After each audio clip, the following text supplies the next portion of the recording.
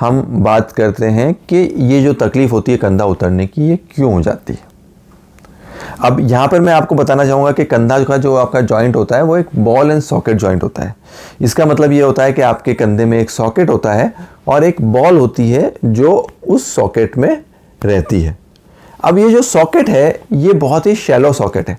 इसका अभिप्राय ये है कि जो सॉकेट है वो पूरा गोल नहीं है, एक तरह से चपटा सॉकेट है, तो ये अनस्टेबल जॉइंट होता है। तो कंधे के जॉइंट की मैं आपको एक विशेषता बताना चाहूँगा कि ये एक बॉडी का आपका एकमात्र जॉइंट है जिसमें 360 डिग्री मूवमेंट पॉसिबल होता है। मतलब आप अपने कंधे को, हाथ को पूरा घुमा सकते हैं, 360 डिग्री एंगल पे घुमा सकते हैं। ये एकमात्र शरीर का ऐसा जोड़ है जो 360 डिग्री आप घुमा सकते हैं। तो ये बहुत ही मोबाइल जॉइंट होता है, इसमें बहुत सारा मूवमेंट आपके कंधे में हम कर सकते हैं और इस मूवमेंट के कारण ही, इतने मोबिलिटी होने के कारण ही एक अनस्टेबल जॉइंट भी होता है। तो इसकी इनहेरेंट स्टेबिलिटी जिसको बोलते हैं कि अंदर से जो इसका जोड़ की जो ताकत है, जो स्थिरता है वो कम होती है, इसलिए इसकी कंधा उतर जाने की या कंधा निकल जाने की, शोल्डर डिसलोकेशन की चांसेस ज़्यादा रहती हैं। तो हम बात कर रहे थे कि कंधे में डिसलोकेशन क्यों होता है। तो कंधे का डिसलोकेशन होने के लिए जो रेस्पॉन्सिबल एलिमेंट्स हैं वो मैं आपको बताऊंगा। एक सॉकेट की तरफ होता है और एक बॉल की तरफ होता है। तो जैसे ये सॉकेट है और ये बॉल है, तो यहाँ पे भी तकलीफ हो सकती है जिसके कारण से कंधा बार बार उतरे, और सॉकेट बॉल में भी तकलीफ हो सकती है कि कंधा बार बार उतरे। मैं आपको एक चीज़ बताना चाहूँगा, जैसे आपका कोई बर्तन है, आपने बर्तन को नीचे फेंक दिया तो आपने कई बार देखा होगा कि बर्तन पे डेंट पड़ जाता है, जिसको हम अपनी आम भाषा में मोचा पड़ जाना कहते हैं कि बर्तन पे मोचा पड़ गया, बर्तन पे डेंट पड़ गया है। ठीक उसी तरह से जब भी आपका कंधा उतरता है, आपके कंधे के बॉल के अंदर डेंट पड़ जाता है या तो मोचा पड़ जाता है। इस डेंट को या मोचे को हिल सैक्स लीजन बोलते हैं। तो आपकी जो हड्डी है उसके अंदर डेंट आ जाता है और ये जो हिल सैक्स लीजन है इसके कारण भी कंधा बार बार उतर सकता है। तो ये कंधे की हड्डी का डेंट, ये कंधे का मोचा, जिसको हम हिल सैक्स लीजन बोलते हैं। साथ ही साथ एक सॉकेट की साइड में लीजन होता है जिसको हम लेब्रल टेयर बोलते हैं। तो जब सॉकेट होता है, अगर आप देखेंगे तो जो कंधे का सॉकेट होता है उसके चारों तरफ एक गादी होती है और ये जो गादी होती है ये कंधे के सॉकेट को बाहर नहीं निकलने देती है, आपके कंधे की बॉल को बाहर नहीं निकलने देती है और आपकी कंधे को स्टेबिलिटी प्रोवाइड करती है। तो जब कंधा उतरता है तो ये इस जो बॉर्डर है जिसको हम लेब्रम बोलते हैं उसको अपने साथ लेके उखड़ जाता है। तो जब इस बॉर्डर को, जब लेब्रम को वो अपने साथ लेकर उखड़ जाता है तो लेब्रम में टेयर हो जाता है, मतलब जो कंधे की गादी होती है वो फट जाती है। और जब ये गादी एक बार फट जाती है तो इसकी रिपेयर होना अपने आप थोड़ा मुश्किल होता है। तो जब वो मुश्किल होता है तो इस लीजन को हमारी भाषा में मेडिकल टर्मिनोलॉजी में बोलते हैं बैंकार्ड टेयर।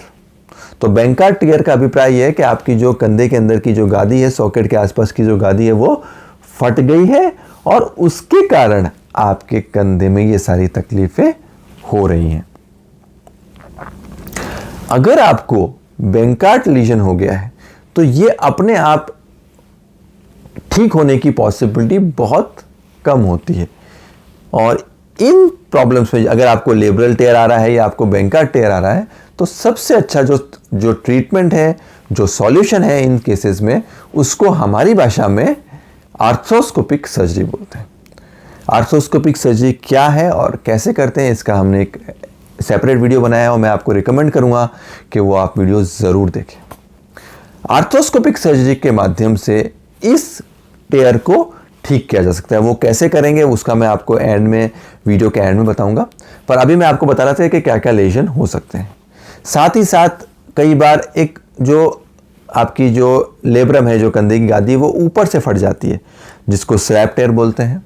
और कई बार जब ये लेब्रल टेयर होता है तो ये आगे के पोर्शन में आके चिपक जाता है जिसको एल्प्सा लीजन बोलते हैं। अब ये सारी बातें मैं आपको क्यों बता रहा हूँ, क्योंकि कई बार जब आपका एमआरआई कराया जाएगा तो उसमें ये एमआरआई में कई सारी चीज़ें मेंशन होंगी और पेशेंट परेशान हो जाते हैं, उनको समझ में नहीं आ रहा है ये चीज़ क्या होती है। तो इस कारण से मैं आपको ये चीज़ बता रहा हूँ कि आपको समझ में आए कि एमआरआई में ये जो चीज़ लिखी है, इन सभी चीज़ों का अभिप्राय ये है कि कंधे के अंदर की गादी फट गई है। तो आपके एमआरआई में लिखा हो सकता है कि आपको बैंकार्ड टेयर है, आपके एमआरआई में लिखा हो सकता है कि आपको एल्प्सा टेयर है, आपकी एमआरआई में लिखा हो सकता है कि आपको हेगल टेयर है, या आपके एमआरआई में लिखा हो सकता है कि आपको स्लैप टेयर है। अब इतने सारे वर्डिंग से आप भ्रमित ना हो, परेशान ना हो। इन सभी चीज़ों का अभिप्राय मतलब यह है कि कंधे के अंदर की जो गादी है, सादी भाषा में वो फट गई है और आपको एक आर्थ्रोस्कोपिक पद्धति से ऑपरेशन की ज़रूरत है, जो काफ़ी सफल है। अब मैं आपको बताऊंगा कि अगर आपको ये तकलीफ होती है तो आपको क्या जांच करानी चाहिए और क्या इन्वेस्टिगेशन करानी चाहिए और किस तरह के डॉक्टर से आपको परामर्श लेना चाहिए। तो अगर आपको कंधा उतरने की तकलीफ हो रही है और कंधा एक से ज़्यादा बार उतर गया है, मतलब दो से ज़्यादा बार आपका कंधा अगर उतर चुका है, निकल चुका है या डिस्लोकेट हो चुका है, तो इसका मतलब यह है कि आप एक ऐसे रोग से पीड़ित हो जिसको हम रिकरेंट डिस्लोकेशन ऑफ शोल्डर बोलते हैं। इसका मतलब यह है कि आपके कंधे के अंदर में कुछ ऐसी अंदरूनी खराबी है जिसके कारण से आपका कंधा बार बार निकल जाता है या उतर जाता है। और ये ध्यान से सुनिए कि ये तकलीफ का सॉल्यूशन करना या इस तकलीफ का इलाज करना बहुत ही ज़रूरी है, क्योंकि जितनी बार कंधा उतरेगा उतनी बार अंदर डैमेज बढ़ेगा। जैसे मैंने आपको बर्तन नीचे डालने का उदाहरण दिया था और उस पर डेंट पड़ने का उदाहरण दिया था, अगर आप एक ही बर्तन को 10 बार ज़मीन पे पटकेंगे तो उस पर 10 बार डेंट पड़ जाएंगे और वो बर्तन यूज़ करने लायक नहीं रहेगा। ठीक इसी तरह अगर आपका कंधा बार बार डिस्लोकेट होता रहा तो उसके डेंट बढ़ जाएंगे और आपके कंधे में एक लिमिट पे एक ऐसा पोजीशन आ जाएगा कि फिर वो कंधा छोटी सी चोट पे या थोड़े से मूवमेंट पर भी उतर जाएगा, डिस्लोकेट हो जाएगा। और न सिर्फ ये बल्कि आपके कंधे के अंदर घिसारा, जिसको हम आर्थराइटिस बोलते हैं, वो भी हो सकता है। तो इस तकलीफ को बिल्कुल निगलेक्ट ना करें, इसको सीरियसली लें। और अगर आपका कंधा 2 से बार उतर रहा है तो एक एक्सपर्ट शोल्डर आर्थ्रोस्कोपी सर्जन की ओपिनियन लें। ये बहुत ही ज़रूरी है कि अगर आपको ये तकलीफ आ रही है तो आपके लिए एक एक्सपर्ट शोल्डर आर्थ्रोस्कोपिक सर्जन को ढूंढकर उसके पास इसका ट्रीटमेंट कराना बहुत ही ज़रूरी है, क्योंकि ये एक स्पेशलाइज सर्जरी है और आम सेंटर्स पे उतनी ज़्यादा नहीं की जाती है। साथ ही मैं आपको एक रेफरेंस देना चाहूँगा। एक बहुत ही बड़ी स्टडी यूएस में करी गई थी और उसमें ये पाया गया था कि ये हाई वॉल्यूम सेंटर सर्जरी है। इसका मतलब ये है कि जो सेंटर्स पे ये सर्जरी ज़्यादा होती है उस सेंटर का सक्सेस रेट ज़्यादा होता है। अगर कोई सेंटर पे ये सर्जरी वर्ष में एक बार, 6 महीने में एक बार या 3 महीने में एक बार हो रही है तो वहाँ पर उसका सक्सेस रेट उतना नहीं रहेगा जितना ये सक्सेस रेट उस जगह पे रहेगा जहाँ पे रोज़ की 1 या हफ्ते में 2 या 3 सर्जरी इस तरह की हो रही है। तो ये आप खास ध्यान रखें कि ये प्रोसीजर अगर आपको करवाना है तो आप एक एक्सपर्ट शोल्डर आर्थ्रोस्कोपी सर्जन के पास कराएं। और न सिर्फ सर्जन बल्कि जैसा मैंने आपको कहा है कि एक हाई वॉल्यूम सेंटर पे कराएं। किसी ऐसे हॉस्पिटल में ये ऑपरेशन ना कराएं कि जिस हॉस्पिटल में ये सर्जरी महीने में, 2 महीने में या 4 महीने में एक बार हो रही है, क्योंकि वहाँ पे ये सर्जरी के लिए आपका स्टाफ, आपका जो पूरा इंफ्रास्ट्रक्चर है वो डेवलप नहीं रहेगा। तो जैसे मैंने आपको कहा कि ये प्रॉब्लम हो रही है और आपने अपने डॉक्टर्स को दिखाया है, तो इसके बाद इसकी जांच की जाती है कि ऐसा क्यों हो रहा है। तो हम जांच करने के लिए 2 बहुत ही इंपॉर्टेंट इन्वेस्टिगेशंस कराते हैं। ये आप सभी लोग समझ लीजिए, ये आपके लिए बहुत ही ज़रूरी है। जैसा मैंने आपको कहा था कि इस वीडियो को शुरू से एंड तक देखें क्योंकि इसमें हर पॉइंट पे हमने आपको इम्पॉर्टेंट चीज़ें बताने वाले हैं। तो क्या जांच आपको करानी चाहिए? तो 2 जांचें बहुत ही महत्वपूर्ण होती हैं। पहली जांच को हम बोलते हैं सीटी स्कैन। अब सीटी स्कैन कौन सा होना चाहिए और कैसा कराना चाहिए? इसमें स्पेसिफिकली हमको कराना चाहिए CT scan with 3D reconstruction. ये एक एक्स्ट्रा क्वालिटी का सीटी स्कैन होता है जिसमें हमें बोन लॉस का पता पड़ता है। अब आप मुझसे पूछेंगे डॉक्टर साहब कि ये बोन लॉस क्या होता है? तो ये बहुत ही इंपॉर्टेंट कंसेप्ट है और जैसा मैंने आपको बताया कि ये आपके लिए समझना बहुत ही ज़रूरी है। अगर आप शोल्डर डिस्लोकेशन के लिए प्रोसीजर कराने जा रहे हैं, सर्जरी कराने जा रहे हैं, तो आपके लिए समझना बहुत ज़रूरी है कि आपको बोन लॉस है कि नहीं है, और अगर आपको बोन लॉस है तो उसका तात्पर्य क्या है, उसका मतलब क्या है। जितनी बार, जैसे मैंने कहा कि आपका कंधा उतरता है, उतनी बार हड्डी को डैमेज करता है, हड्डी को वियर करता है, हड्डी पे डेंट डाल देता है। तो अगर आपका बोन लॉस ज़्यादा है तो आपकी सर्जरी सफल होने की संभावना कम है। अगर हड्डी घिस गई है तो सर्जरी कम सफल होगी। ये लाइन आप याद रखें। हड्डी घिस गई है अर्थात बोन लॉस ज़्यादा है तो सर्जरी की सफलता का रेट कम है। तो ये कितना बोन लॉस हुआ है आपको वो जानने के लिए सीटी स्कैन बहुत ही अच्छा माध्यम है, जिसके द्वारा आप ये प्रिडिक्ट कर सकते हैं कि आपके केस में कंधा उतरने की संभावना कितना रहेगा ऑपरेशन सक्सेसफुली होने के बाद। दूसरी जांच जो हम सब पेशेंट्स को बताते हैं जो करानी चाहिए वो है एमआरआई स्कैन। एमआरआई स्कैन एक बहुत ही सेंसिटिव जांच होती है, जिसके द्वारा आपके कंधे में अंदर होने वाली छोटी से छोटी तकलीफ भी हम डायग्नोस कर सकते हैं।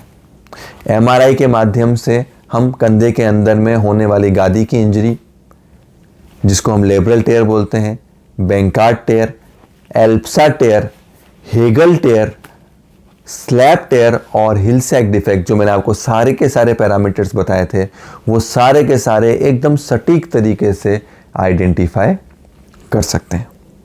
परंतु यहाँ पर एक बहुत ही महत्वपूर्ण बात आपको बताने जा रहा हूँ कि कई बार ऐसा भी हो सकता है कि आपका एमआरआई नॉर्मल हो, परंतु आपको जो है अंदर की गद्दी फटी हो और शोल्डर डिसलोकेशन की तकलीफ हो। ये बहुत ही महत्वपूर्ण है, क्योंकि करीबन 5% केसेस में जब आपकी गद्दी फटी हुई होती है तो भी आपका एमआरआई नॉर्मल आ सकता है। ऐसा इसलिए होता है क्योंकि एमआरआई की जो सेंसिटिविटी होती है गादी फटने के लिए वो करीबन 95% होती है। तो 5% केस जो होते हैं वो एमआरआई पकड़ नहीं पाता है, और जब हम अंदर दूरबीन डालते हैं तब हम एक्चुअली उसको पकड़ पाते हैं। तो ये सब आपको समझाने का अर्थ ये था कि आप इस बात को समझें कि अगर आपको ये तकलीफ़ है तो आप इस तकलीफ़ को सीरियसली लें, इस तकलीफ़ को बिल्कुल निगलेक्ट नहीं करें, क्योंकि जो मरीज़ मेरे पास 2 डिसलोकेशन या 3 डिसलोकेशन में आ जाएगा उसका रिज़ल्ट बहुत ही अच्छा रहेगा, परंतु जो पेशेंट मेरे पास 50 डिसलोकेशन, 60 डिसलोकेशन या 100 डिसलोकेशन लेके आएगा उसका रिज़ल्ट हो सकता है कि उतना अच्छा ना हो। ऑल्दो हमारे पास हमने 100 और 150 डिसलोकेशन जिन पेशेंट्स को हुआ है उनमें भी हमने ये सर्जरी करी है और काफ़ी सफलता के साथ हम ये सर्जरी कर पाए। अब आप बोलेंगे कि डॉक्टर साहब ये तो सब हो गया, परंतु करना क्या है? अगर हमको ये तकलीफ़ है तो मैं करूं क्या करें कि जिससे तकलीफ़ ना हो?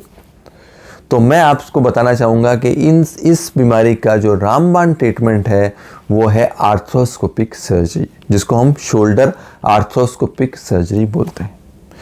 शोल्डर आर्थ्रोस्कोपिक सर्जरी एक ऐसी सर्जरी है जिसमें हम दूरबीन के माध्यम से आपके कंधे में होने वाली गादी की चोट, जिसको बैंकार्ड टेयर बोलते हैं, और कंधे के डेंट, जिसको हम हिल सैक टेयर बोलते हैं, उसको बहुत ही सफलता से एड्रेस कर सकते हैं।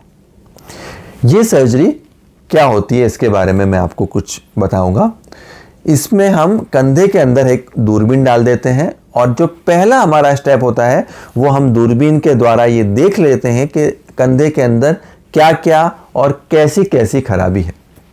जैसे ही हम कंधे के अंदर की जो खराबी है उसको पकड़ लेते हैं, उसकी डैमेज को हम पकड़ लेते हैं, तब हम ये बता सकते हैं या बता पाते हैं कि क्या करना चाहिए, और जो भी डिफेक्ट अंदर निकलता है उसको हम दूरबीन के माध्यम से सॉल्व कर सकते हैं। तो अब आते हैं कि हम क्या सर्जरी करते हैं और कैसे करते हैं। तो ये जो सर्जरी होती है दोस्तों, इसको कहते हैं बैंकार्ड रिपेयर, और ये दूरबीन की मदद से किया जाता है। इस सर्जरी में जो आपकी गादी फट जाती है उसको वापस अपनी जगह पे स्पेशल टाँकों की माध्यम से रिपेयर कर दिया जाता है। ये पूरा का पूरा ही प्रोसीजर दूरबीन के द्वारा संपादित किया जा सकता है। इसमें खोलने की ज़रूरत नहीं होती है, किसी तरह की चीरफाड़ नहीं होती और किसी तरह का ब्लड लॉस नहीं होता है। तो दूरबीन के द्वारा जहां पे डैमेज है वही पर्टिकुलर एरिया को हम लोकलाइज करते हैं और गद्दी जिस जगह से फट गई है उसी जगह पे हम वापस लाके बांध देते हैं और ऐसे करने से आपका कंधा अंदर से स्टेबल हो जाता है और उसका दोबारा डिसलोकेशन होने का रिस्क कम हो जाता है। यहाँ पे मैं आपको बताना चाहूँगा कि इस सर्जरी को करने के लिए स्पेशल डिवाइस की ज़रूरत होती है जिसको हमारे भाषा में एंकर कहा जाता है। और यहाँ मैं आपको एक रिकमेंड करूँगा कि हमने एक बहुत ही अच्छा वीडियो बनाया है जिसमें हमने बताया कि एंकर क्या होता है और उसको किस तरह से यूज़ करना चाहिए। तो आप सभी लोग वो वीडियो ज़रूर देखें जिसमें हमने ये मार्क किया है कि एंकर क्या होता है और एंकर को किस तरह से यूज़ करना चाहिए। इस सर्जरी को करने के लिए कम से कम 3 और कई बार 5 से 7 एंकर्स यूज़ करने की ज़रूरत भी पड़ सकती है। सर्जरी का ड्यूरेशन यूजुअली 1 से 1.5 घंटा रहता है अगर आपके सर्जन एक्सपर्ट हैं और इस सर्जरी को करने में पारंगत हैं।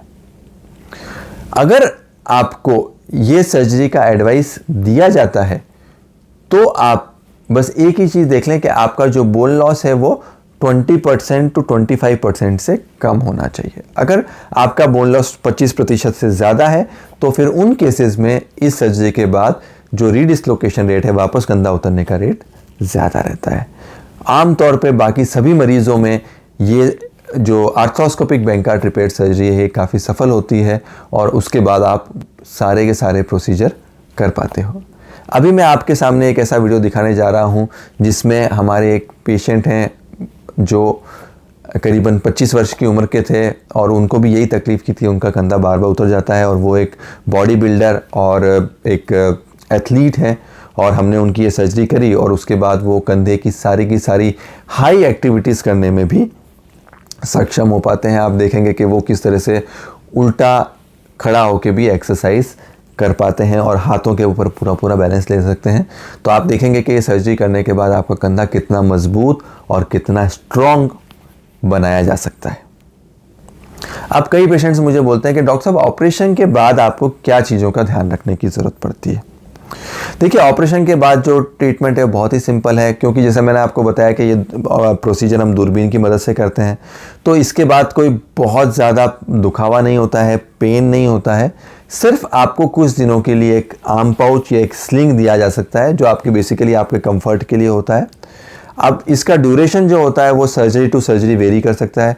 कई मरीज़ में 3 हफ्ते, कईयों में 4 हफ्ते और कईयों में 6 हफ्ते रखने की ज़रूरत पड़ सकती है। एक बार आपने जो इमोबिलाइजेशन का पीरियड है, मतलब जो झोली का या आर्म पाउच का पीरियड है, वो आपने पूरा कर लिया, उसके बाद आपको कुछ रेगुलर एक्सरसाइज की ज़रूरत होती है।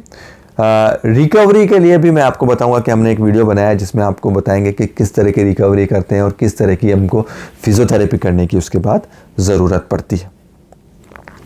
तो बेसिकली अगर आपको कोई भी भारी काम करना है, बहुत हैवी स्पोर्ट्स खेलने हैं, तो यूजुअली हम 6 से 9 महीने के बाद आपको भारी काम करने के लिए, हैवी स्पोर्ट्स खेलने के लिए भी अलाउ कर सकते हैं। आशा है कि इस वीडियो में हमने शोल्डर डिसलोकेशन से लगते सभी फैक्टर्स को कवर कर लिया हो। अगर आपको ऐसा लगता है कि कोई चीज़ मिस हो गई है या आपको किसी भी चीज़ में और कोई डाउट आपको लगता है तो आप हमको कमेंट बॉक्स पे लिख के पूछ सकते हैं। हम बहुत ही खुशी से आपके सारे डाउट्स का सॉल्यूशन देंगे। Thank you.